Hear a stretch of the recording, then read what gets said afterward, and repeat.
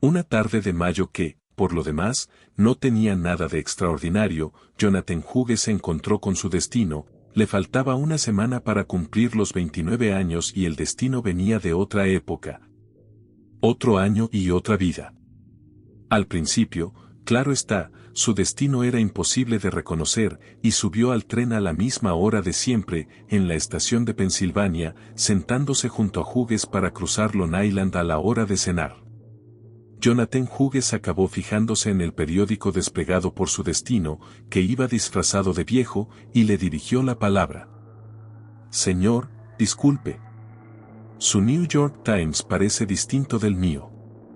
Los titulares y los tipos de la primera plana parecen más modernos.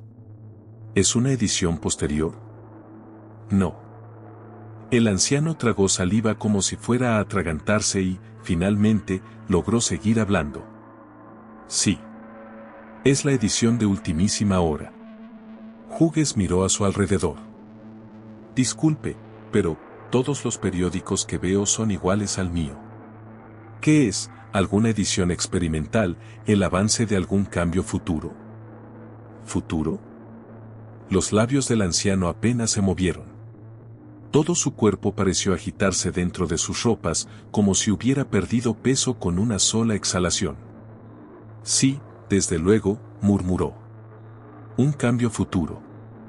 Dios, menuda broma. Jonathan Hughes parpadeó y sus ojos se posaron en la fecha del periódico. 2 de mayo de 1999. Oiga, empezó a decir, y su mirada bajó por la página hasta encontrarse con un artículo no muy largo situado en la esquina superior izquierda de la primera plana. Mujer asesinada. La policía busca al esposo. El cuerpo de la señora Alice Hughes, muerta a causa de un disparo. El tren pasó atronando por encima de un puente.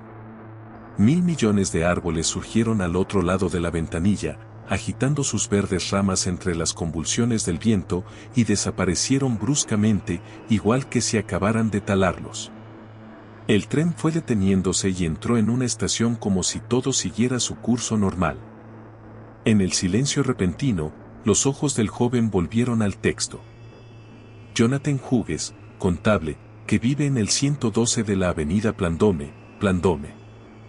Dios mío. Gritó. Y váyase de aquí. Pero fue él quien se puso en pie y dio unos cuantos pasos antes de que el anciano pudiera moverse.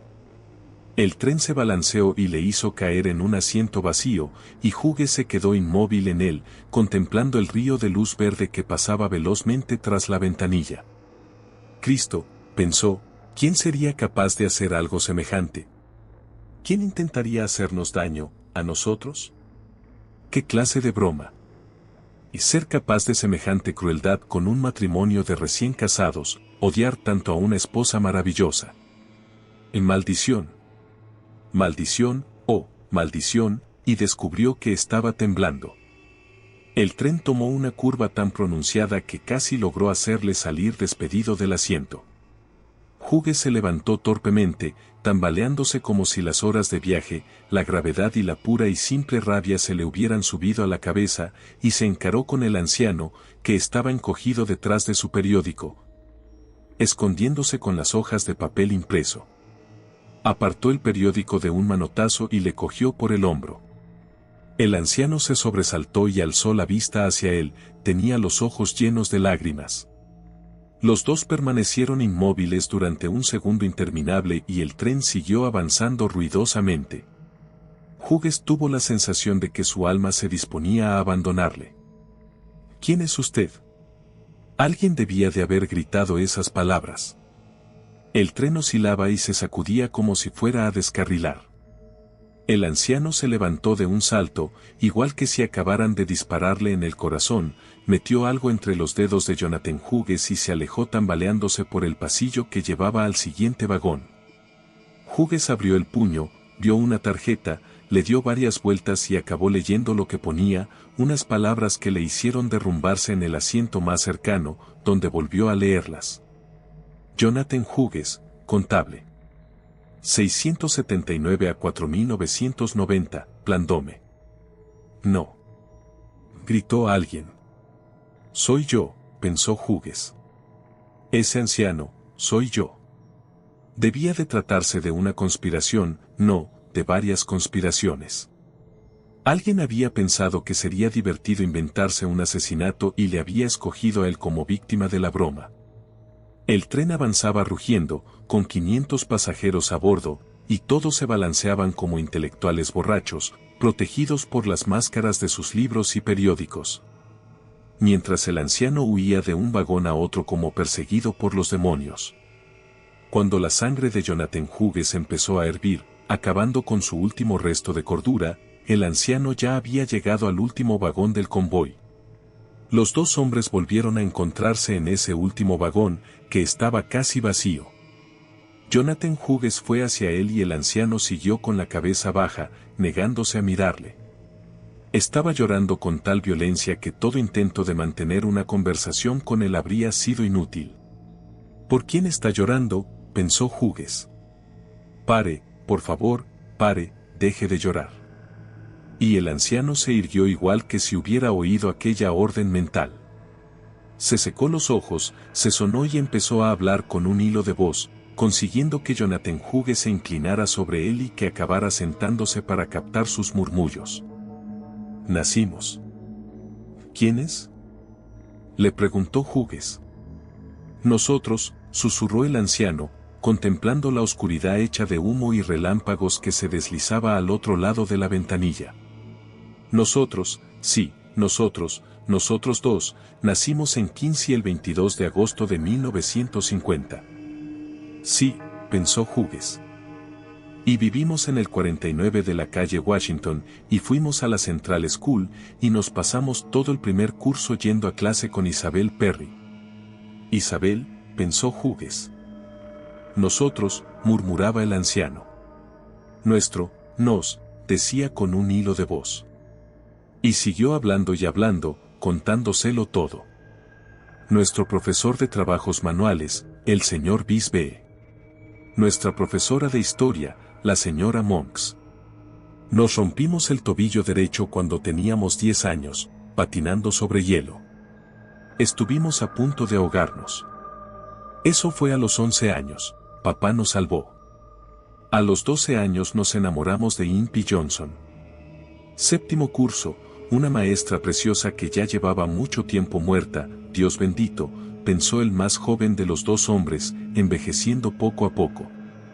Y esto fue lo que ocurrió, durante los 2, 3, 4 minutos siguientes, el anciano habló y habló, y poco a poco el hablar hizo que fuera rejuveneciendo, y sus mejillas cobraron color y sus ojos se volvieron más brillantes. Y el joven fue sintiendo caer sobre su persona todo aquel conocimiento transmitido por el anciano, y el peso le fue hundiendo en su asiento y se fue poniendo pálido. Y al final los dos hombres casi llegaron a tener la misma edad, uno hablando y el otro escuchando, y hubo un instante en el que Jonathan Hughes tuvo la absoluta y loca certeza de que, si se atrevía a levantar la vista y miraba por aquella ventanilla que daba al veloz mundo nocturno, vería el reflejo de dos mellizos idénticos. No levantó la vista.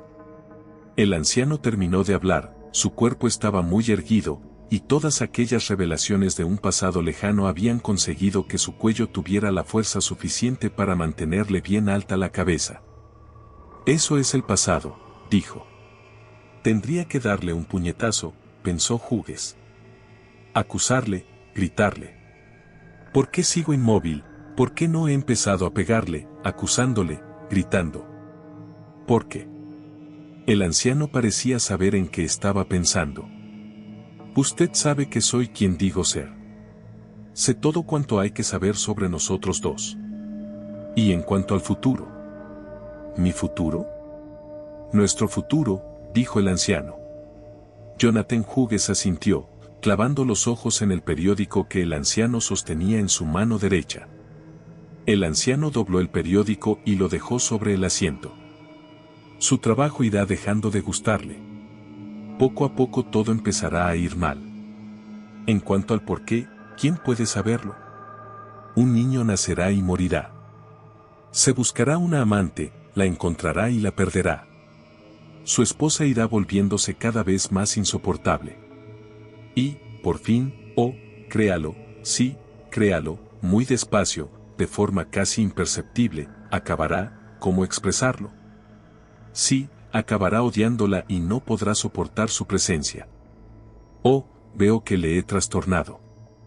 Será mejor que me calle.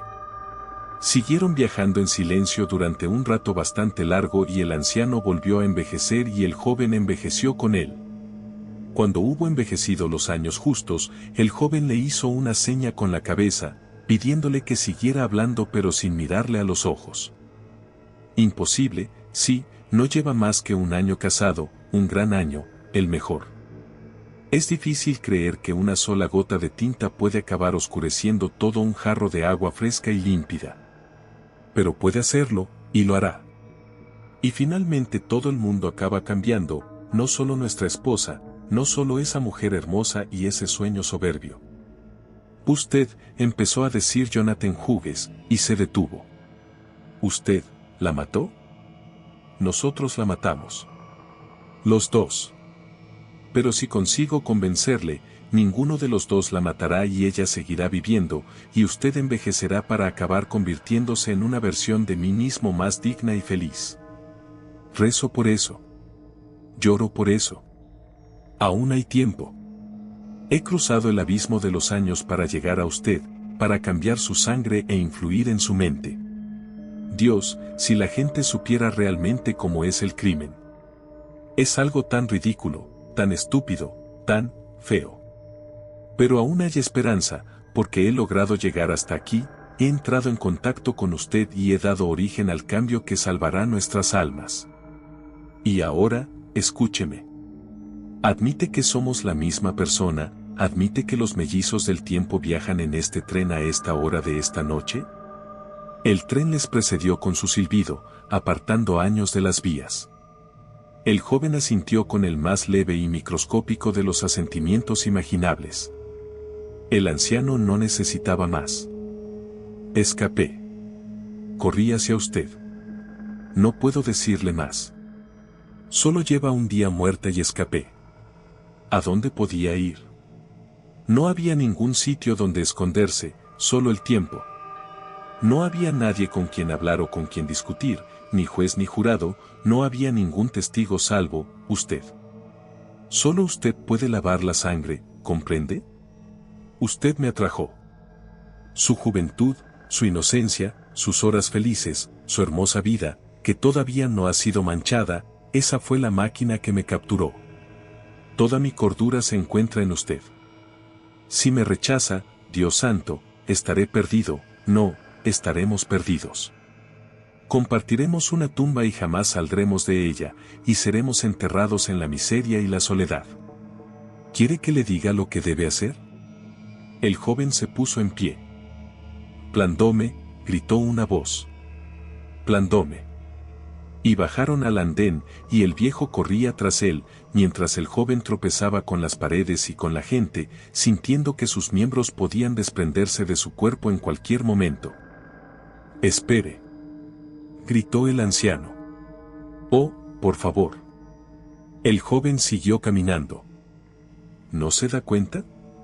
Estamos metidos en esto, hemos de dar con una solución para que usted no se convierta en yo, y entonces no me veré obligado a hacer lo imposible, no tendré que venir a buscarle.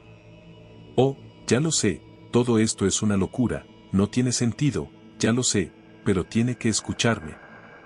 El joven se detuvo en el extremo del andén donde estaban aparcados los coches, gritos de alegría o saludos en voz baja, breves bocinazos, motores que se ponían en marcha, luces que iban esfumándose en la lejanía. El anciano le cogió por el codo. Santo Dios, su esposa, mi esposa, estará aquí dentro de un momento, tengo tantas cosas que decirle, usted no puede saber lo que yo sé, hay 20 años de información oculta que debo revelarle y que usted debe comprender. ¿Me está escuchando? Dios, no me cree. Jonathan Hughes estaba observando la calle. Un coche venía por ella, pero aún se hallaba muy lejos. ¿Qué pasó en el desván de mi abuela el verano del 58? Nadie lo sabe, solo yo. ¿Y bien? Los hombros del anciano se encorvaron. Respiró con más facilidad y empezó a hablar como si leyera el contenido de un bloc de notas sostenido ante él. Estuvimos 2 días escondidos allí, solos. Nadie llegó a saber dónde nos escondimos. Todo el mundo pensaba que nos habíamos escapado y que nos habíamos ahogado en el lago o nos habíamos caído al río. Pero nos pasamos todo ese tiempo llorando, con la sensación de que nadie nos quería ni nos necesitaba. Pasamos esos 2 días escondidos allí arriba, escuchando el sonido del viento y deseando morir. El joven se volvió hacia él y contempló a aquella versión más anciana de sí mismo, y había lágrimas en sus ojos. «¿Entonces, tú me quieres?» «No tengo más remedio», dijo el anciano. «Soy el único que te queda». El coche ya estaba muy cerca de la estación. Una joven sonrió y agitó la mano detrás del parabrisas. «Deprisa», le apremió el anciano en voz baja. «Deja que vaya a tu casa, deja que observe y que te muestre lo que has de hacer, deja que te enseñe a descubrir lo que fue mal y te explique cómo corregir los errores, quizá consiga regalarte una buena vida. Una vida en la que no habrá nada malo, deja que...» Un bocinazo. El coche se detuvo y la joven se asomó por la ventanilla. «Hola, guapo», gritó. Jonathan Hughes lanzó una feroz carcajada y echó a correr como un loco. «Hola, Ern». «Espera».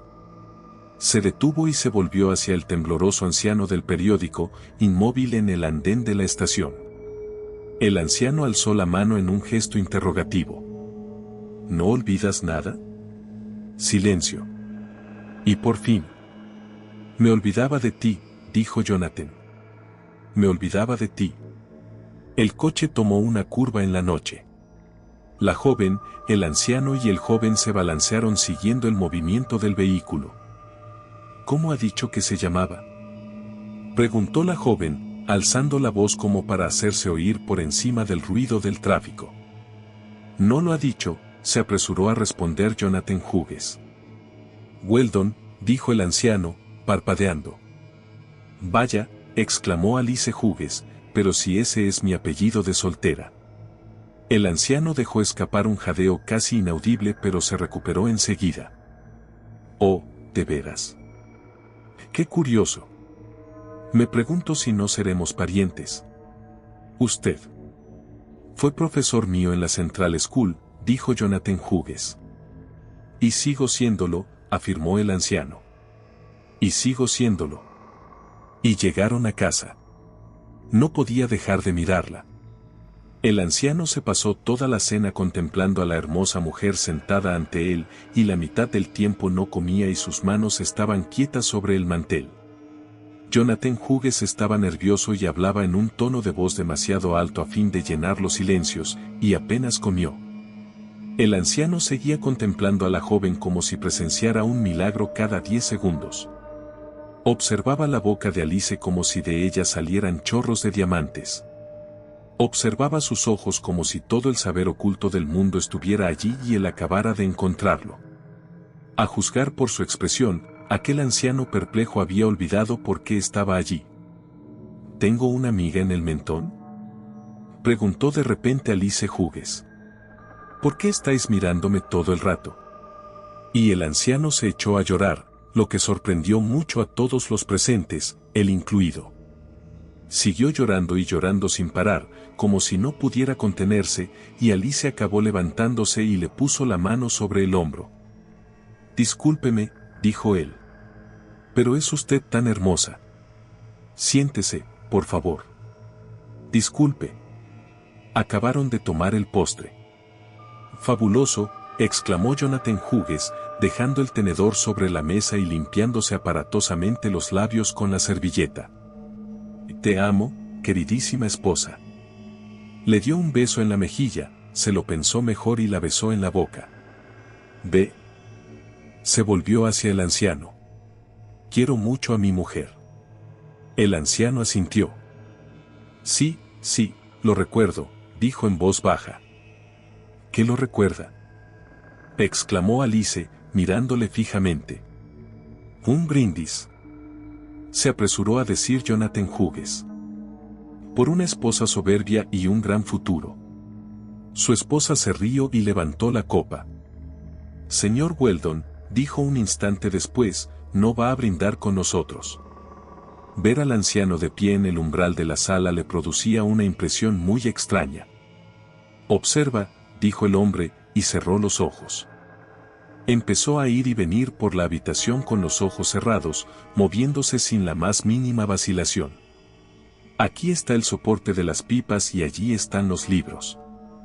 En el cuarto estante empezando por abajo hay un ejemplar de El Sembrador de Estrellas, de Eiseley. Un estante más arriba, uno de La Máquina del Tiempo, de H. G. Wells, lo cual resulta muy apropiado, y allí está el sillón y yo estoy sentado en él. Se sentó. Abrió los ojos. No irás a llorar otra vez, ¿verdad? Le preguntó Jonathan Hughes, que le había estado observando desde el umbral. No. Se acabó el llorar. De la cocina les llegaba el ruido de fregar los platos. La hermosa mujer con la que habían cenado canturreaba en voz baja. Los dos hombres volvieron la cabeza para oírla mejor. Algún día, dijo Jonathan Hughes. ¿Llegaré a odiarla? ¿La mataré? Parece imposible, ¿verdad? He estado observándola durante más de una hora y no he encontrado nada, ni una pista, ni una clave, ninguna indicación de que cuanto va a ocurrir sea culpa suya. También te he estado observando para ver si la culpa era tuya, no, nuestra. Sí. El joven sirvió 2 copas de jerez y le entregó una. Nada. Solo que bebes demasiado. Ten cuidado con el alcohol. Hughes dejó su copa sin haber tomado ni un sorbo.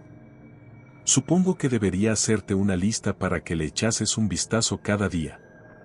Consejos de un viejo loco a un joven estúpido. Recordaré cualquier cosa que me digas. ¿De veras? ¿Durante cuánto tiempo? 1 mes, o 1 año, y luego acabarás olvidándolo, como ocurre con todo. Estarás muy ocupado viviendo y poco a poco te irás convirtiendo en lo que tienes delante. Y ella, a su vez, se convertirá en alguien que merece ser eliminado de este mundo. Dile que la amas. Se lo diré cada día. Promételo. Es muy importante. Quizá ahí estuvo mi error, nuestro error. Díselo cada día, sin falta. El anciano se inclinó hacia adelante y la pasión que había en sus palabras le encendió el rostro. Cada día, cada día. Alice estaba de pie en el umbral, un poco alarmada. ¿Ocurre algo? No, no. Jonathan Hughes sonrió. Estábamos intentando decidir quién de los dos te considera más guapa. Alice se rió, se encogió de hombros y volvió a la cocina. Creo, empezó Jonathan Hughes, luego se calló y cerró los ojos, teniendo que hacer un esfuerzo de voluntad para completar la frase. Creo que es hora de que te vayas. Sí, ya va siendo hora. Pero el anciano no se movió. En su voz había una gran tristeza y un inmenso cansancio. Tengo la sensación de que venir aquí no ha servido de nada. No consigo encontrar la causa de lo que ocurrió, todo parece andar bien. No puedo darte ningún consejo, Dios mío, esto es ridículo, no debería haber venido a ponerte nervioso, a trastornar tu vida y hacer que te preocuparas. No tengo nada que ofrecerte, nada salvo sugerencias, lloriqueos y profecías catastróficas. Hace un momento estaba sentado aquí y pensaba, la mataré, voy a acabar con ella, y cargaré con la culpa, ahora que soy un anciano, para que ese joven de ahí, tú, pueda seguir adelante y no necesite soportarla durante lo que le queda de futuro. ¡Qué estupidez, verdad! Me pregunto si funcionaría. Es como aquella vieja paradoja del viaje temporal, ¿no? Alteraría el fluir del tiempo, el mundo, el universo, ¿qué ocurriría? No te preocupes, no pongas esa cara. No voy a matarla. El crimen ya ha sido cometido dentro de 20 años. El viejo que no ha conseguido dar con la respuesta y que no ha sido capaz de ayudarte, abrirá la puerta y huirá corriendo para volver a su locura. Se puso en pie y volvió a cerrar los ojos. Déjame comprobar si sé salir de mi propia casa a oscuras. Se puso en marcha y el joven fue con él hasta el armario del recibidor, lo abrió, cogió el abrigo del anciano y le ayudó a ponérselo. Me has ayudado, afirmó Jonathan Hughes. Me has dado un buen consejo, he de decirle que la amo. Sí, al menos he servido de algo, ¿verdad? Se volvieron hacia la puerta. ¿Crees que podemos tener esperanzas? Le preguntó de repente el anciano. Sí. Me aseguraré de que así sea, dijo Jonathan Hughes. Bien. Oh, sí, bien. Casi puedo creer que lo conseguirás. El anciano alargó la mano y abrió la puerta principal. No voy a despedirme de ella. No podría soportarlo, no podría contemplar ese hermoso rostro una vez más. Dile que el viejo idiota ya se ha ido. ¿A dónde? Ha seguido camino adelante para esperarte. Algún día acabarás llegando hasta allí. ¿Para convertirme en ti? No, eso no ocurrirá, dijo el joven. Sigue repitiendo esas mismas palabras. No las olvides. Y, Dios mío, toma, el anciano hurgó en su bolsillo y sacó de él un objeto envuelto en un arrugado papel de periódico. Será mejor que te quedes con esto. No me atrevo a llevármelo, ni siquiera ahora. Podría cometer alguna tontería. Toma. Toma. Metió el objeto entre los dedos del joven. Adiós. Adiós quiere decir que Dios sea contigo, ¿verdad? Sí. Adiós. El anciano se alejó rápidamente hacia la noche. Una ráfaga de viento hizo temblar los árboles. Un tren lejano se movió en la oscuridad, llegando o marchándose, nadie podía saberlo. Jonathan Hughes se quedó bastante rato de pie en el umbral, intentando ver si realmente allí fuera había algo, un hombre que se iba perdiendo en las tinieblas. Querido, dijo su esposa. El joven quitó el papel de periódico que envolvía el objeto. Su esposa estaba en la puerta del vestíbulo, detrás de él, pero su voz sonaba tan distante como el eco de las pisadas que se desvanecían por las sombras de la calle. No te quedes ahí, hay corriente de aire, dijo ella. El joven acabó de desenvolver el objeto y su cuerpo se puso rígido.